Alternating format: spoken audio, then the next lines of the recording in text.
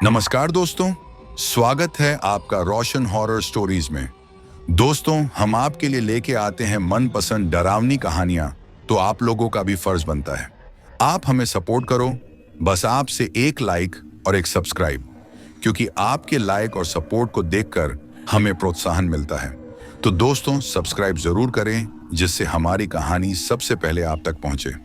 Like करो, share करो और कमेंट में लिखे मैं तैयार हूं अगली कहानी के लिए, क्योंकि यहाँ हर कहानी सिर्फ सुनी नहीं जाती, महसूस की जाती है। तो दोस्तों, शुरू करते हैं आज की कहानी। रात के 2:30 बजे थे। पूरा शहर नींद में डूबा हुआ था। बस सड़कों पर चल रही एक एम्बुलेंस की आवाज उस सन्नाटे को चीर रही थी। वो आवाज जैसे किसी मौत का ऐलान कर रही थी। एम्बुलेंस चला रहा था राजू, जो पिछले 8 सालों से सरकारी अस्पताल में ड्राइवर था। उसके साथ पीछे बैठे थे वार्ड बॉय हरीश और एक मृत शरीर, जिसे 2 घंटे पहले ही सिटी हॉस्पिटल से पोस्टमार्टम के लिए ले जाया जा रहा था। राजू की आंखों में नींद थी, मगर सायरन की आवाज और सड़कों की वीरानी उसे बेचैन कर रही थी। हरीश ने धीरे से कहा, भाई सायरन बंद कर देना, आधी रात को किसे दिखाना है? राजू बोला, नहीं, नियम है, जब शव लेकर जा रहे हों तो सायरन चालू रहना चाहिए। हरीश हंस पड़ा, मर चुका आदमी अब क्या सुन लेगा सायरन? राजू ने उसकी तरफ नहीं देखा, बस सामने सड़क की धुंध में ताकता रहा। शहर से 12 किलोमीटर दूर जब वो दोनों जंगल वाले रास्ते से गुजर रहे थे, तभी एम्बुलेंस की हेडलाइट्स के सामने अचानक कोई सफेद साया आया। राजू ने तुरंत ब्रेक मारे। एम्बुलेंस चीखती हुई रुकी। हरीश झटका खाकर गिर पड़ा। क्या हुआ? राजू ने कांपती आवाज में कहा। कोई रास्ते में था। दोनों बाहर निकले, लेकिन वहां कुछ नहीं था, न इंसान न जानवर, बस ठंडी हवा और धुंध। हरीश ने कहा, तेरी आंखों का धोखा है, चल जल्दी निकल। राजू ने फिर गाड़ी स्टार्ट की और आगे बढ़ा दिया, पर अब माहौल अजीब सा भारी हो गया था। करीब आधे घंटे बाद जब एम्बुलेंस पोस्टमार्टम सेंटर पहुंची, तो हरीश ने पीछे का दरवाजा खोला और जम गया। भाई, लाश कहाँ है?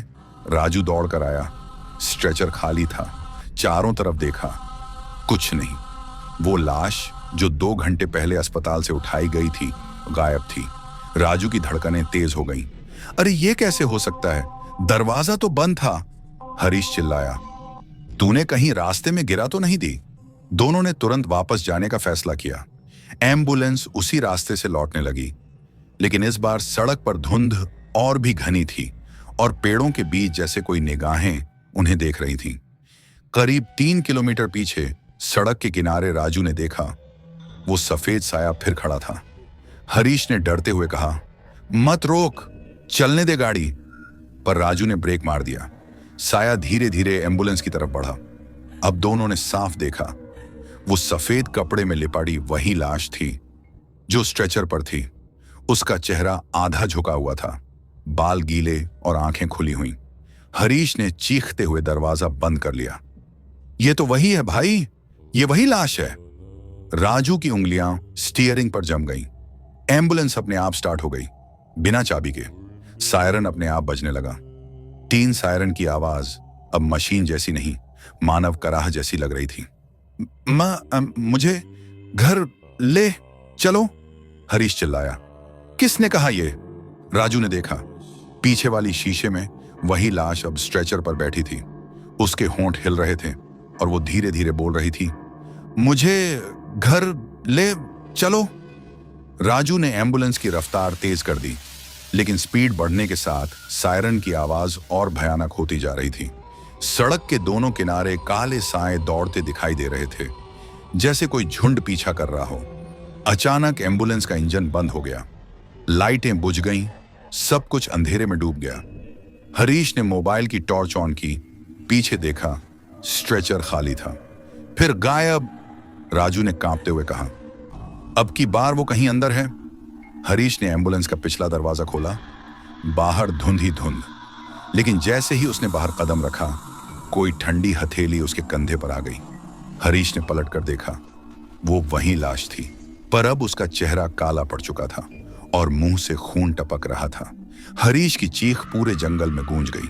सुबह जब पुलिस को सूचना मिली कि एक एम्बुलेंस जंगल के मोड़ पर खड़ी है, तो सब मौके पर पहुंचे। दरवाजे खुले थे। अंदर राजू मृत पड़ा था। उसका चेहरा डर से जमा हुआ था। हरीश कहीं नहीं मिला। स्ट्रेचर पर वही लाश वापस रखी थी, लेकिन अब उसकी पोस्टमार्टम टैग पर लिखा था, नेम हरीश डाइड। 2:45 सुबह 7 बजे का वक्त था। शहर के पुराने सिविल हॉस्पिटल में हलचल मची हुई थी। पुलिस की जीप आ चुकी थी और एम्बुलेंस का ड्राइवर राजू अब सिर्फ एक मृत शरीर बन चुका था। Duty officer inspector Vikram Singh ने एम्बुलेंस को ध्यान से देखा। इंजन में कोई गड़बड़ी नहीं थी। दरवाजे अंदर से खुले हुए थे। लेकिन सबसे अजीब बात, अंदर रखी लाश की पोस्टमार्टम स्लिप किसी और के नाम पर थी, हरीश, वार्ड बॉय। यह कैसे मुमकिन है? विक्रम बुदबुदाया। हरीश तो जिंदा था, फिर यह टैग किसने बदला? सारे स्टाफ हैरान थे। एम्बुलेंस की नंबर प्लेट पर लिखा था UP 13 AB 303 और सीनियर वार्ड बॉय बोला, सर, ये वही एम्बुलेंस है जो 3 साल पहले भी गायब हुई थी, उसी मोड़ पर। इंस्पेक्टर विक्रम ने फाइलें निकलवाईं। 3 साल पहले की एक रिपोर्ट में लिखा था, एम्बुलेंस नंबर 303 एक मृतक शालिनी देवी को ले जा रही थी। बीच रास्ते में गायब हुई। 3 दिन बाद जंगल में मिली। अंदर कोई नहीं था, लेकिन एम्बुलेंस पर खून के निशान थे। शालिनी देवी, वही नाम विक्रम को अब फिर सुनाई देने वाला था। मॉर्चरी के अंदर दोपहर को विक्रम ने एम्बुलेंस और लाश दोनों को मॉर्चरी में भेज दिया।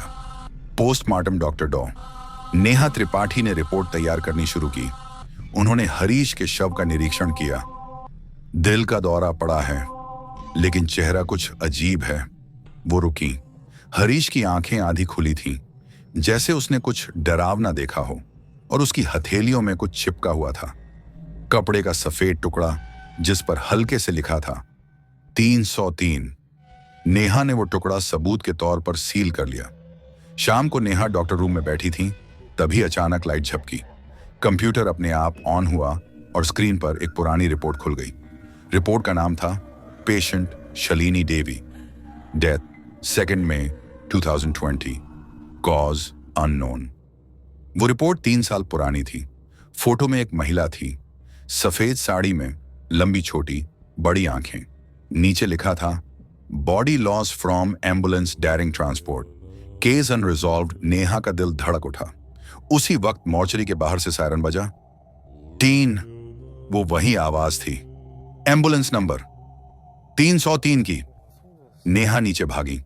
एम्बुलेंस बंद थी, लेकिन सायरन अपने आप बज रहा था। लाइटें टिमटिमा रही थीं। विक्रम भी वहां पहुंचा। डॉक्टर, अंदर मत जाइए। पर तभी एम्बुलेंस का दरवाजा अपने आप खुल गया। अंदर कुछ नहीं था, बस स्ट्रेचर पर एक पुरानी सफेद साड़ी रखी थी। नेहा ने डरते हुए पूछा, यह कपड़ा किसका है? विक्रम ने जवाब दिया, 3 साल पहले वाली शालिनी देवी की। यह कपड़ा उनके शव के साथ ही था, जो फिर कभी नहीं मिला। नेहा के गले से आवाज नहीं निकली। रात के करीब 1 बजे मॉर्चरी में बस नेहा ही ड्यूटी पर थी। चारों तरफ सन्नाटा। अचानक एक दरवाजा अपने आप चरमराया। नेहा ने टॉर्च उठाई और देखा, हरीश का शव अपनी जगह से गायब था। उन्होंने बाकी फ्रीजर देखे। एक फ्रीजर में किसी ने अंदर से ठोकरें मारी। धक धक धक। नेहा कांप गई। धीरे धीरे उन्होंने दरवाजा खोला। अंदर वही शालिनी देवी बैठी थी, आंखें लाल, चेहरा फूला हुआ, और होंठों से आवाज निकली, मुझे घर ले चलो। नेहा चीख पड़ी और भागी, लेकिन जैसे ही उन्होंने बाहर का गेट खोला, एम्बुलेंस 303 सामने खड़ी थी। इंजन चालू, दरवाजा खुला हुआ, और सीट पर राजू ड्राइवर बैठा मुस्कुरा रहा था। राजू की आत्मा, वो बोला, डर क्यों रही हो डॉक्टर? हमने तो बस उसे घर पहुंचाया है। नेहा ने कांपते हुए कहा। किससे? राजू बोला, शालिनी देवी को, जिनकी मौत किसी एक्सीडेंट से नहीं, गलती से पोस्टमार्टम करने से हुई थी। नेहा का चेहरा सफेद पड़ गया। उन्हें याद आया, 3 साल पहले एक केस आया था, जहां डॉक्टरों ने एक महिला को मरा समझकर पोस्टमार्टम शुरू कर दिया था, पर वो जीवित थी। वो दर्द से चीखती रही, पर किसी ने नहीं सुना। वो महिला थी शालिनी देवी। राजू बोला, तब से हर साल 2 मई की रात एम्बुलेंस नंबर 303 उसकी आत्मा ले जाती है, उस डॉक्टर या वार्ड बॉय को जिसने उस दिन उसे छुआ था। नेहा की सांसें अटक गईं, क्योंकि 3 साल पहले पोस्टमार्टम करने वाली टीम में हरीश और नेहा दोनों थे। वो चीखती हुई भागी, पर मॉर्चरी के सारे दरवाजे अपने आप बंद हो गए। सायरन फिर बजा, टीन, और उसी के साथ नेहा भी गायब हो गई। सुबह हॉस्पिटल में पुलिस पहुंची। डॉक्टर नेहा कहीं नहीं थी। एम्बुलेंस 303 फिर उसी जंगल वाले मोड़ पर खड़ी थी। अंदर स्ट्रेचर पर एक नई लाश थी।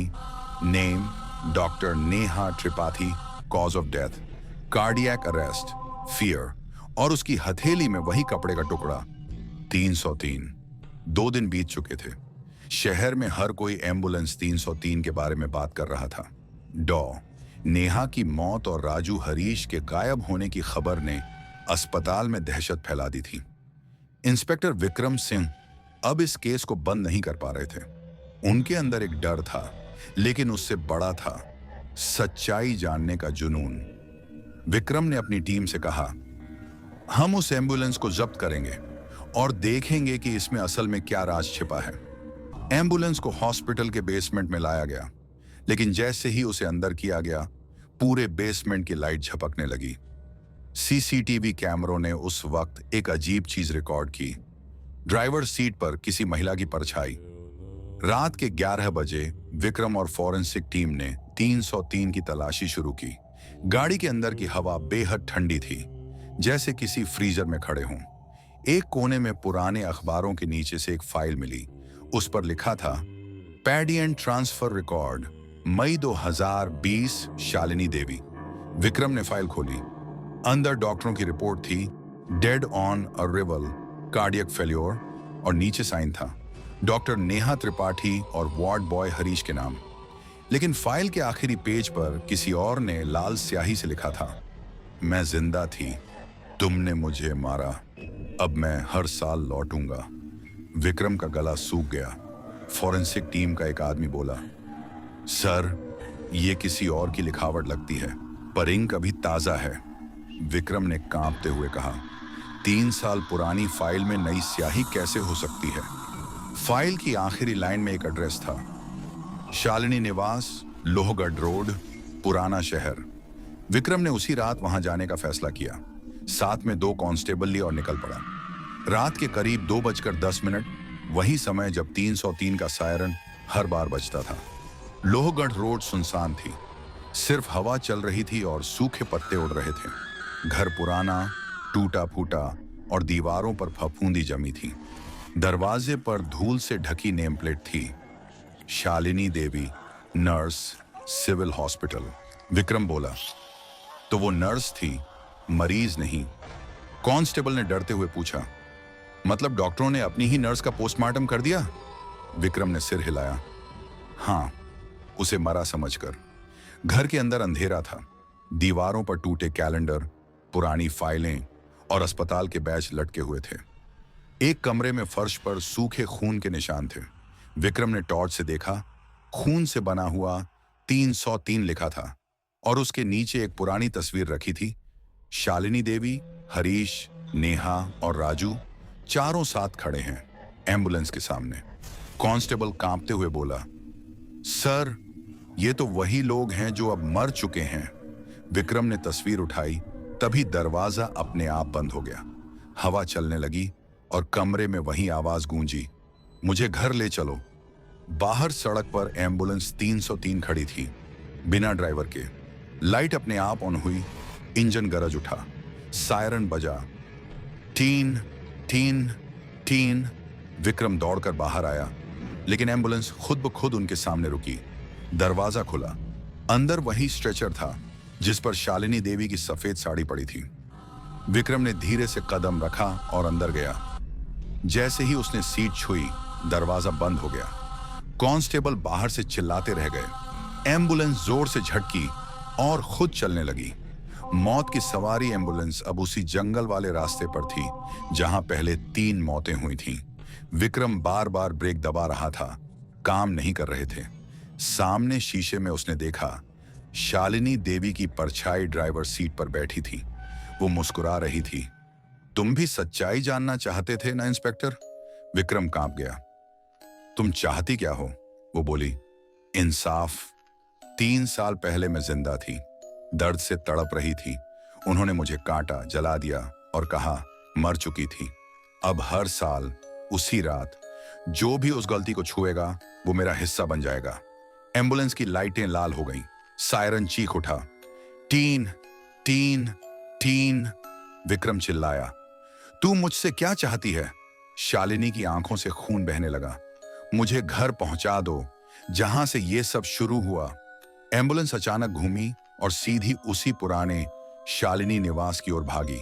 दरवाजा अपने आप खुल गया। स्ट्रेचर खुद बाहर निकला। विक्रम ने देखा, स्ट्रेचर पर अब उसकी खुद की लाश पड़ी थी। शालिनी बोली, अब तू जान गया, अब तू भी मेरा ड्राइवर है।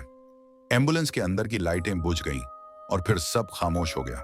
सुबह जब पुलिस पहुंची, घर खाली था, लेकिन दरवाजे पर वही पुरानी एम्बुलेंस 303 खड़ी थी, साफ सुथरी, चमकती हुई, जैसे नई हो। अंदर एक नई फाइल रखी थी। Patient inspector Vikram Singh, cause of death cardiac arrest, fear, और नीचे लिखा था handled by driver Raju assistant, Harish doctor, Neha supervisor, Shalini, सबके नाम एक साथ। उस दिन के बाद से एम्बुलेंस नंबर 303 को किसी ने चलाते नहीं देखा, लेकिन हर साल 2 मई की रात ठीक 2:45 सुबह पर वो सायरन बजती हुई उसी सड़क पर दिखती है। टीन। और जो भी उस रात उसकी रोशनी के सामने आता है वो अगली सुबह नहीं लौटता। कहते हैं अब वो एम्बुलेंस सिटी हॉस्पिटल के पुराने बेसमेंट में बंद है। सरकार ने उसे सील कर दिया है, पर रात को वहां से आज भी किसी के कदमों की आवाज आती है और कभी कभी सायरन बज उठता है। टीन, मुझे घर ले चलो। अगर कभी आधी रात को सन्नाटे में दूर कहीं से सायरन की आवाज सुनाई दे तो बस याद रखना, कहीं वो 303 तो नहीं। तो दोस्तों, ये थी आज की कहानी। दोस्तों, अगर कहानी ने रोंगटे खड़े कर दिए तो लाइक करो, शेयर करो और कमेंट में लिखो। 303 अगली डरावनी कहानी जल्द ही आ रही है। सब्सक्राइब जरूर करना।